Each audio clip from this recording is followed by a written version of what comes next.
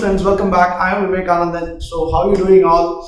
So, 2 weeks before this Oscar Awards presentation got over, so the Academy Awards got over, and the best movie was given to best movie award was given to this South Korean movie named as Parasite. So in India, particularly in Tamil Nadu, there was a big controversy that that particular movie's story is actually influenced by another Tamil movie called as Minsara Kanna. So the point over here is we Indians were discussing about who won the Oscars, and there was a lot of media coverage for the event as well. But my point over here is, do you think at any point of time, whether in newspapers or the media in New York or Boston or any part in the United States of America, they will be doing an extensive coverage of which Bollywood hero won this year's best actor or best actresses, Filmfare Awards or Down South Vijay Awards or Vigadan Awards, or so many awards are happening throughout the country for every industry, for every film industry. Do you think all these things would be given a greater coverage in the United States media? As of now, no. But the point is, I'm not here to debate whether it is good or bad. No. My point over here is, I just want to point out to the fact that imagine the kind of influence the Hollywood movie industry has over India. We are so attracted and impressed by these events which is happening in the United States of America. So this is what you call it as soft power. So there are two kinds of power centers. One is which you call it as a hard power, and one is which you call it as soft power.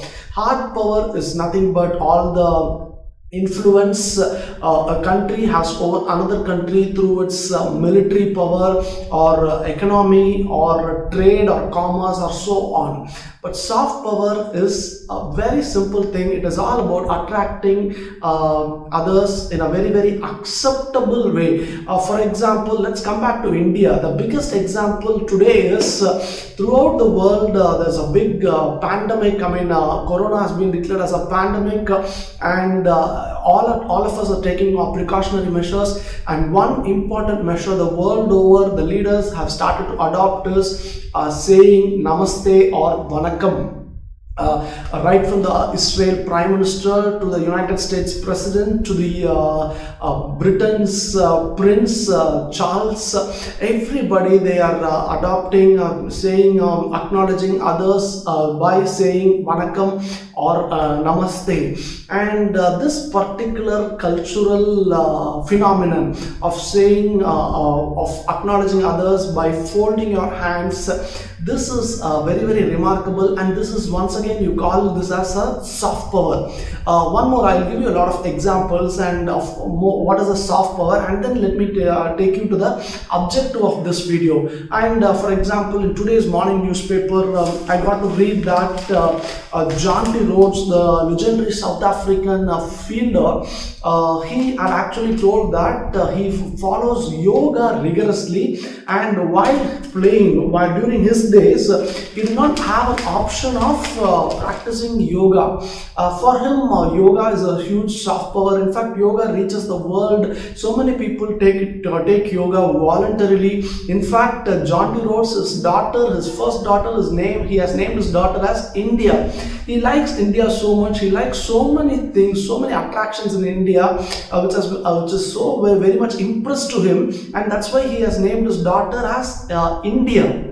My point is, this is what you call it as soft power, attracting and influencing others in a very, very acceptable or a very natural way. It is not just in India we have these examples. There are plenty of examples all over the world. For example, let's take Barack Obama, the United States President. When he went to Japan once, he actually bowed down completely and greeted the Japanese king over there. In fact, in Japan, one of the cultural norm of accepting, greeting others is like bending your head till your waist. And in fact, it symbolically represents that everybody is equal, everybody needs to be humble. A lot of things that particular act represents. And one of the other things is about legendary football player Pele. So Pele once, what happened was, two nations which are fighting war between each other, they actually signed a peace accord and did not fight for 72 hours to watch for Pele playing football. So point over here is, football and Pele is a huge soft power. It actually brings nations together. And in fact, in India, IPL does the same. Imagine the kind of impact IPL has all over the globe. It has brought all the players into one dressing room. Australians, New Zealanders, Africans, West Indies, all of them sharing their dressing room with Indians. We also are exposed to a lot. They are exposed to this country a lot. Our understanding becomes much more better. So what's the point? Let me come to the point. I feel there are two very good lessons to learn from this particular concept called as soft power. And the first one is, with soft power we can increase and enhance the standard of living across the globe. For example, let me go back to the same movie example.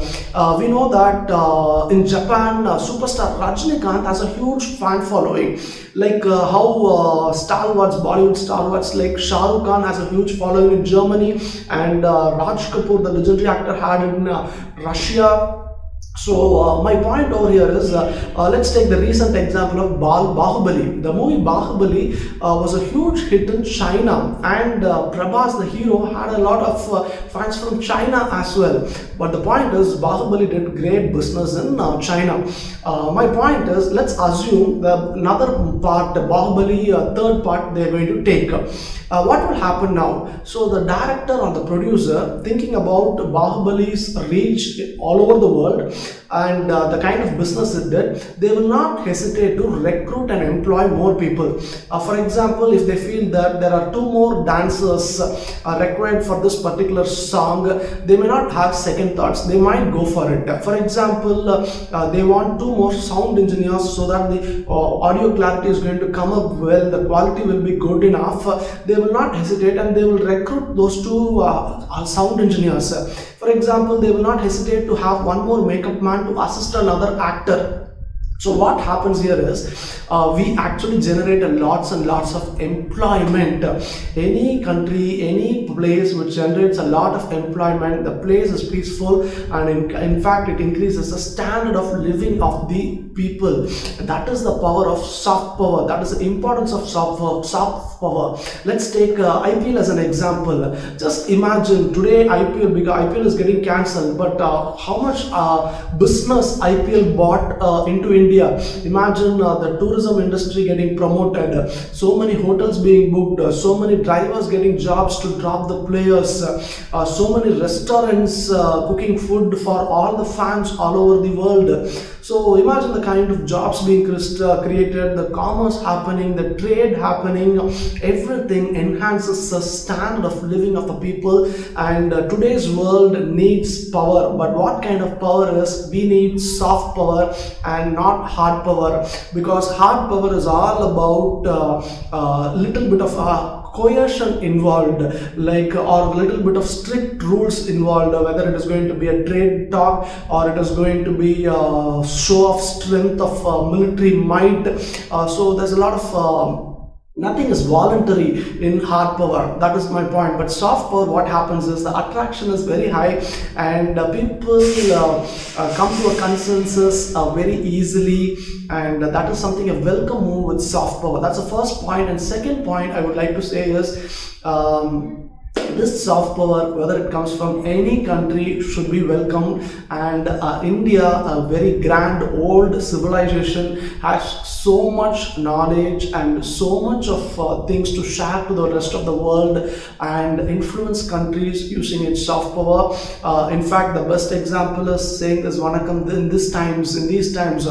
People in the world over adopted it so heartily, I would say, because it saves them, it gives them a benefit. So India as a civilization has so many soft power elements, and it is not just the duty of cinemas to do promote soft power the world over. Everybody can do it, everybody can share it. If we Indians can adopt our own cultural elements, that would be great. At the same time, the world has a lot of soft power elements across every countries. Every country is a unique country.